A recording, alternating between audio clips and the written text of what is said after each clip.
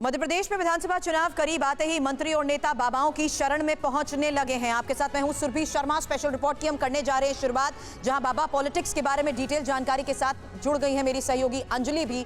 बाबा बागेश्वर ने 3 दिन तक मध्य प्रदेश के पूर्व मुख्यमंत्री और कांग्रेसी नेता कमलनाथ के गढ़ छिंदवाड़ा में दरबार सजाया और जिसके बाद दूसरे खेमे में बेचैनी बढ़ गई और सरकार के बड़े चेहरे और गृह मंत्री नरोत्तम मिश्रा कुबेश्वर धाम वाले प्रदीप मिश्रा के पास पहुंच गए। ये 2 खास तस्वीरें आपके सामने हैं और इन्हीं खास तस्वीरों के आधार पर आगे आपको बताएंगे कि आखिर मध्य प्रदेश में सज रहे इस दिव्य दरबार से किसका होगा बेड़ा पार। जी, और बड़ी खबर यह है कि नरोत्तम मिश्रा कराएंगे शिव पुराण कथा। कुबेश्वर धाम के प्रदीप मिश्रा को न्योता भी दे दिया गया है। प्रदीप मिश्रा की कथा के लिए भव्य आयोजन किया जा रहा है। 1 लाख से ज्यादा लोगों के पहुंचने का अनुमान लगाया जा रहा है। तो आपको याद होगा, इससे पहले कांग्रेस के वरिष्ठ नेता कमलनाथ पहुंचे थे बाबा धीरेन्द्र शास्त्री के पास और उसके बाद बीजेपी से और मध्य प्रदेश सरकार में मंत्री नरोत्तम मिश्रा अब शिव पुराण कथा करवाएंगे और इसके लिए वो कुबेश्वर धाम के प्रदीप मिश्रा को न्योता भी दे चुके हैं। प्रदीप मिश्रा की कथा के लिए भव्य आयोजन किया जा रहा है और इसमें 1 लाख से भी ज्यादा लोगों के पहुंचने का अनुमान लगाया जा रहा है।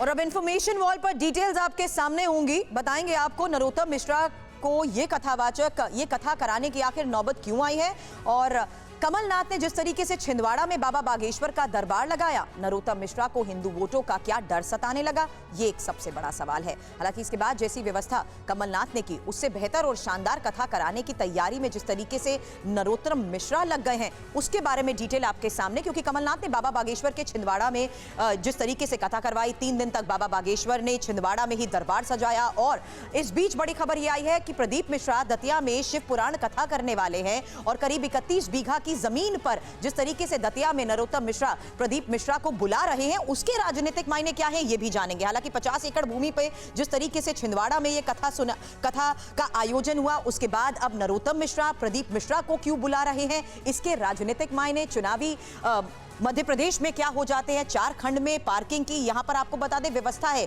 और यहां पर 21 पॉइंट पार्किंग की व्यवस्था बनाई गई है। हालांकि 31 बीघा की जमीन पर 2 लाख स्क्वायर फुट का ये जो पूरा वाटरप्रूफ पंडाल होगा, इसको लेकर खबर आ रही है। हालांकि इससे पहले छिंदवाड़ा में हमने देखा 25 एकड़ भूमि क्षेत्र में वाटरप्रूफ पंडाल लगाया गया था। लाखों लोगों की भीड़ यहां पर थी। 1 लाख से ज्यादा श्रद्धालुओं के बैठने की जिस तरीके से यहां पर व्यवस्था है, वही भीड़ भी यहां पर नजर आई। और इसी तरीके से अब जहां पर नरोत्तम मिश्रा प्रदीप मिश्रा को बुला रहे हैं, वहां पर भी 1 लाख से ज्यादा श्रद्धालुओं के पहुंचने की व्यवस्था है। हालांकि बाबा बागेश्वर के हिंदू राष्ट्र के बयान पर आपको बता दें, अब कमलनाथ की सफाई भी आई है। एक और बड़ी खबर है जहां यह कहा गया कि 82% हिंदू तो देश हिंदू राष्ट्र ही कहलाएगा।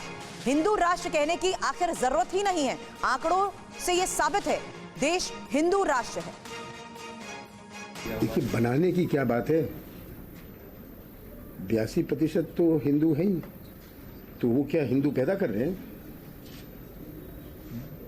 विश्व में जिस देश में इतनी बड़ी परसेंटेज में हो, वहाँ कोई बहस की बात है?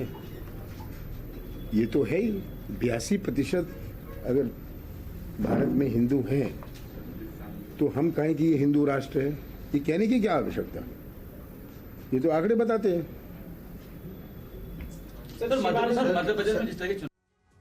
और बाबा के हिंदुत्व वाले बयान से कमलनाथ को नुकसान होगा या फायदा, वहां की सियासत में इस बयान का क्या असर होगा, उस पर भी बात करेंगे। लेकिन पहले आपको बता देते हैं कि मध्य प्रदेश में कमलनाथ हिंदुत्व को लेकर आखिर क्या कह रहे हैं। वो कह रहे हैं कि पुजारियों को लेकर मंदिर पुजारी प्रकोष्ठ बनाया, खुद कमलनाथ ने हनुमान मंदिर बनवाया, 300 पुजारी वाले अलग अलग व्हाट्सएप ग्रुप बनाए। ये सारी बातें कमलनाथ की ओर से कही गई है। राम वन गमन पथ का ऐलान भी उन्होंने किया और साथ ही साथ 230 विधानसभा क्षेत्र में धर्म रक्षा यात्रा निकालने की तैयारी हो रही है। और इतना ही नहीं, बूथ लेवल पर कथाएं और धार्मिक यात्राओं की बात भी उन्होंने कही है और साथ ही धर्म संवाद के लिए धर्माचार्यों को बुलावा भेजा जाएगा। और इसी के तहत बाबा धीरेन्द्र शास्त्री की शरण में पहुंचे थे कमलनाथ। आपको बता दें कि कमलनाथ के सॉफ्ट हिंदुत्व पर बीजेपी के नेता अब निशाना साधने लगे हैं और इसे अपनी वैचारिक जीत बता रहे हैं। अब कमलनाथ जी को हिंदुओं की ताकत समझ में आ गई, दरअसल में कांग्रेस को समझ में आ गई। लेकिन कमलनाथ जी ब्रजमंडल पे नहीं बोल रहे, आप देख रहे होंगे। एक शब्द नहीं बोले वहां पर। ये जो मैं कहता हूं ना कि सुविधा भोगी हिंदू हैं, इच्छाधारी हिंदू हैं, ये व्यक्ति के हित के लिए, स्वयं के लिए काम करते हैं, समाज के लिए कभी काम नहीं करते, राष्ट्र के लिए काम नहीं करते, देश के लिए काम नहीं करते। इन्हें महान भारत में बदनाम भारत नजर आता है। ये इस तरह के लोग हैं। कमलनाथ के इस बयान पर सियासत भी अब गर्मा गई है। ऑल इंडिया मजलिसे इत्तेहादुल मुस्लिमीन के अध्यक्ष असदुद्दीन ओवैसी ने कमलनाथ पर अब निशाना साधा। ओवैसी ने ट्वीट कर लिखा,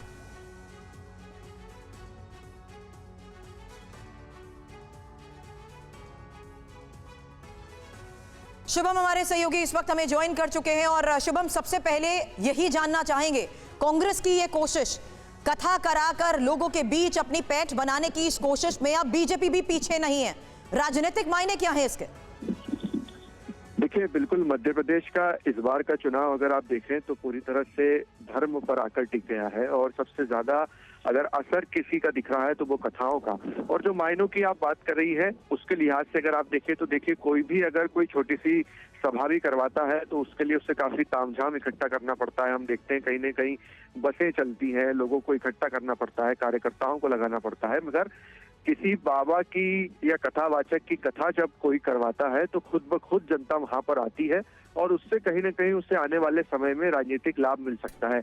अगर आप कमलनाथ की भी बात करें तो 7 से 8 लाख लोग छिंदवाड़ा में पहुंचे, उस कथा में पहुंचे, और इनके लिए किसी तरह की कोई व्यवस्था नहीं करनी पड़ी, ये लोग खुद से आए। और यहाँ से वीरेंद्र शास्त्री कहते हैं कि कमलनाथ सबसे बड़े हनुमान भक्त हैं, हनुमान जैसे उन्हें नाता है, तो इसका आने वाले चुनाव में राजनीतिक फायदा उन्हें जरूर मिल सकता है। और यही कारण है कि कमलनाथ हो या नरोत्तम, पूरी जानकारी देने के लिए आगे भी नजर बनाए रखिएगा। लेकिन कांग्रेस की ओर से, कमलनाथ की ओर से पहली बार हिंदू राष्ट्र को लेकर यह कहा गया कि जहां पर 80% से भी ज्यादा हिंदू रहते हैं तो वो हिंदू राष्ट्र ही है। बहरहाल, हिंदुत्व का एजेंडा मध्य प्रदेश की सियासत के लिए कितना जरूरी हो गया है, बाबा कैसे हिंदुत्व के प्रतीक बन गए हैं, आपको धीरेन्द्र शास्त्री और प्रदीप मिश्रा के पुराने बयान सुनकर अंदाजा लग जाएगा।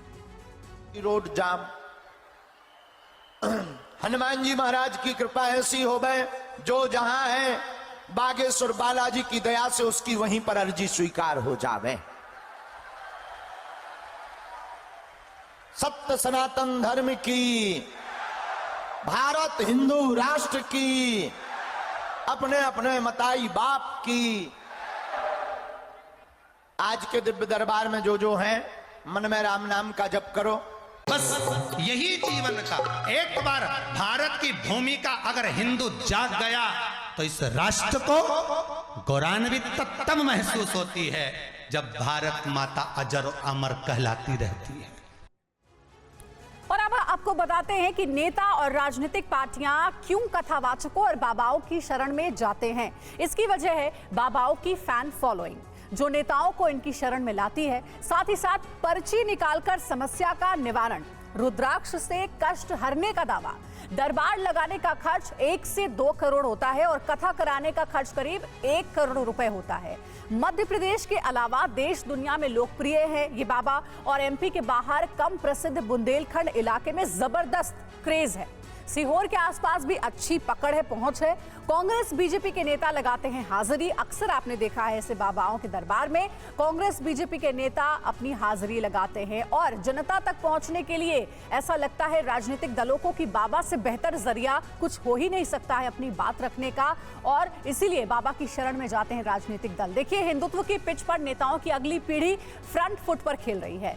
कमलनाथ अपने बेटे नकुल कमलनाथ को आगे बढ़ा रहे हैं, तो वहीं नरोत्तम मिश्रा के बेटे डॉक्टर सुकर्ण मिश्रा भी राजनीति में बढ़ चढ़कर हिस्सा ले रहे हैं। देखिए, समय समय से अपनी स्ट्रैटेजी भी बदलनी पड़ती है, लेकिन हमने हमेशा से कहा है कि कांग्रेस पार्टी सेक्युलर पार्टी है और वो हम मेंटेन कर रहे हैं। इसका ना ही कोई धर्म से लेना देना है, ये श्रद्धा और आस्था की बात है। तो राजनीति से धर्म को हम कभी भी राजनीति को धर्म को राजनीतिक स्टेज पे नहीं लाते।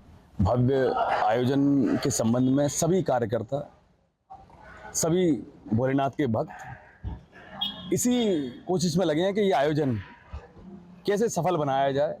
मैं लगातार कार्यकर्ताओं को देख रहा हूँ, ना दिन देख रहे हैं ना रात देख रहे हैं। तैयारियां अच्छी हों, बाहर से आने वाले श्रद्धालुओं के स्वागत के लिए हम लोग आतुर हैं, उनको कोई परेशानी ना हो, 5 दिन दिव्य भंडारा प्रदीप मिश्रा जी का चलने वाला है।